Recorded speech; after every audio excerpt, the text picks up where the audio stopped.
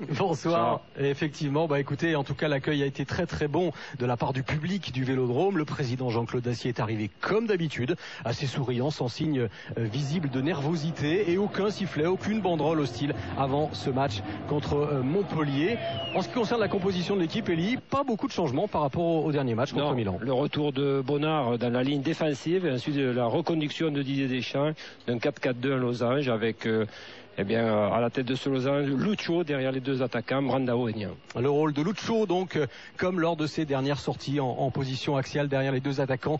Que s'est-il passé maintenant pour ce très très attendu? On sait qu'il y avait une pression énorme sur Marseille. Regardez un long résumé de ce match préparé par Olivier Cocatrix.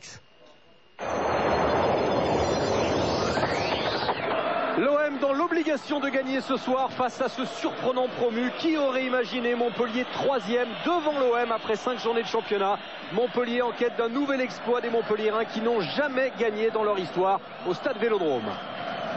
Et corner concédé par l'OM qui déjoue dans ce premier quart d'heure. Un corner évitable, là il n'y a pas de communication entre Mandanda et Bonnard.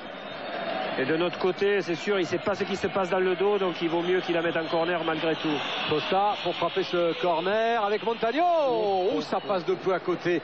Encore le danger qui se précise devant la cage de Mandanda. Là, étrangement, seul. Et Heinze n'a pas pu repousser de la tête. Marseille très timide dans le jeu.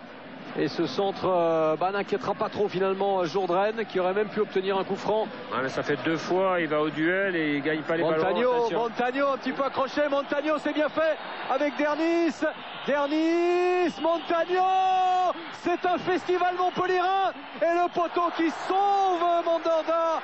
Marseille a raté sa première demi-heure et on assiste à un récital de ces jeunes talents montpelliérains. On revoit là l'enchaînement.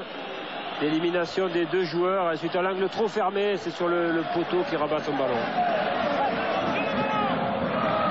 C'est les déplacements de Marveau et Costa qui posent vraiment des problèmes aux Marseillais.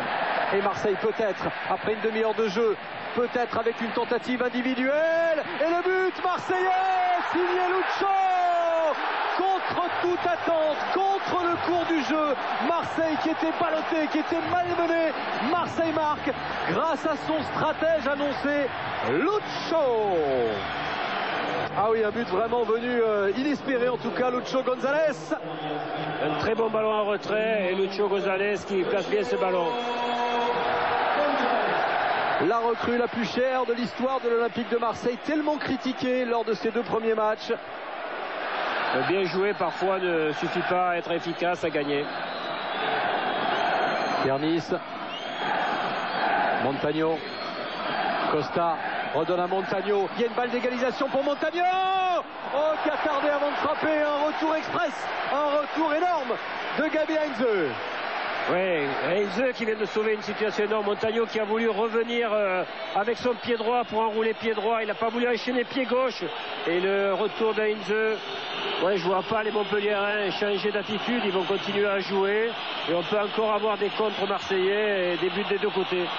Costa pour tirer ce corner. Premier poteau avec Mandanda finalement sur une montée de Zonic. Lucho avec Niang.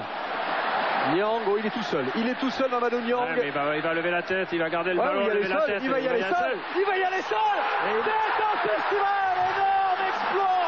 Mamadou Niang qui était absolument seul. Il avait le choix de temporiser ou de réussir l'exploit individuel. Il est allé au bout.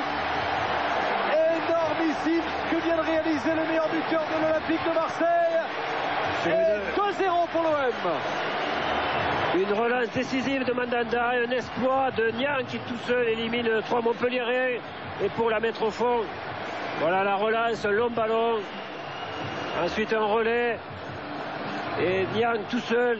1, 2, 3 derrière. Voilà, il élimine. Et il finit par une frappe superbe. Angle fermé qui tombe. Jourdain.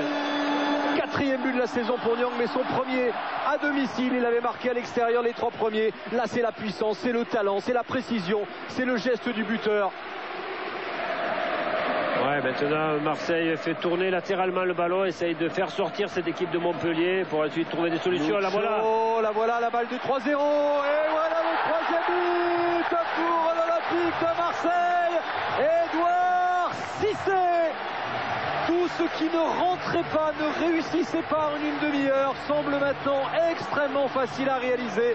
C'est du 100% de réalisme. Le président de l'OM est ravi. Oui. 3-0.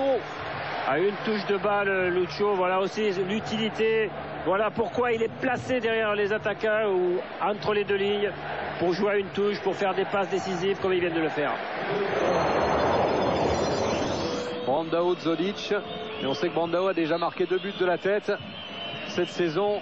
Voilà, c'est frappé. Brandao qui sera un peu court, mais ça fait quand même le but. 4-0. Souleymane Diawara qui place ce coup de tête sur ce corner. Et la démonstration marseillaise continue, le réalisme marseillais se poursuit. Il prend le meilleur sur Zodic qui n'arrive pas à s'élever. Mais il y a d'abord Brandao qui coupe bien la trajectoire, qui gêne beaucoup les joueurs de Montpellier, et Diawara qui vient derrière mettre sa tête. Voilà les nombreux tatouages de Lucho González. Et sur l'autre mollet, il y a évidemment Diego Maradona. Colin. Il fait tatouage sur toute sa carrière, d'après ce que nous a dit Marc Libra, qui en connaît une rayon sur les tatoueurs. Attention à cette frappe, elle est belle, et c'est le but. Alors qu'il y avait un petit peu de déconcentration, même dans le jeu marseillais, un petit relâchement. Eh bien c'est probablement le meilleur Montpellierin sur le terrain, Younes Belhanda, qui marque ce but. Et c'est mérité au vu de toute cette rencontre. C'est le premier but dans la cour des grands de Younes Belhanda. Il s'en souviendra, il marque au Vélodrome. Ce corner qui est frappé avec un ballon qui traîne dans la surface. Et coup de sifflet, penalty obtenu par les Montpelliérains. Il siffle la main sur le ballon, je sais pas, il siffle. Camara face à Mandanda. Et voilà, 4-2. Que de buts dans ce Marseille-Montpellier. Le dernier dégagement du gardien marseillais. On aura vu, comme bien souvent, du bon et du moins bon à Marseille. On retiendra le récital offensif. Cette réaction, ce réalisme, quasiment 100% des frappes cadrées se sont terminées au fond des filets.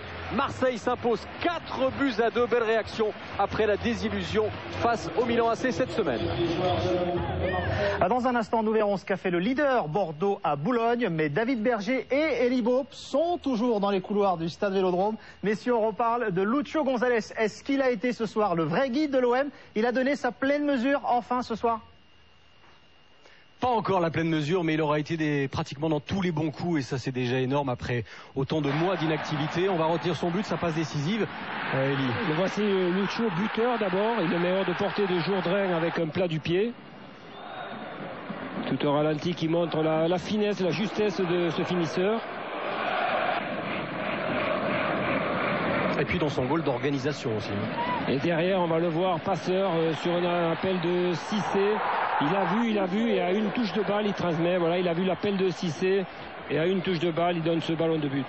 Voilà la bonne vision, c'est ce qu'on retiendra évidemment de Lucho, alors que Mamadou Niang, qui vient de marquer, vient nous gêner un petit peu. Didier Deschamps, lui, est évidemment satisfait de son stratège qui était sa priorité de l'été. Écoutez-le. Mais je suis content pour lui qu'il ait fait cette performance, et surtout qu'il a été décisif, son but, et puis aussi dans le domaine technique, dans les passes, dans la justesse. Il a encore une marge de progression, surtout sur le plan athlétique, mais il a enchaîné 3 matchs en une semaine après 5 mois d'arrêt. C'est plutôt positif. Déterminant, c'est donc ce que retient évidemment Didier Deschamps. Et puis Lucho n'a joué qu'1 heure et 10 minutes, comme à chaque fois lors de ses 2 précédentes sorties. Pourquoi? Pas seulement sur le plan physique. Écoutez, pourquoi il a changé, Didier Deschamps? Je le sors pour qu'on l'applaudisse. Voilà. Voilà, important pour la confiance évidemment de Lucho d'avoir le bénéfice justement du public. Un mot sur ces Montpelliérains qui, on l'a dit, ont vraiment fait merveille pendant une demi-heure.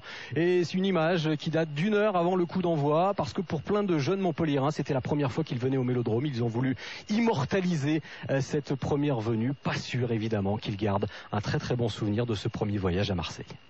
Merci beaucoup, messieurs. Pas sûr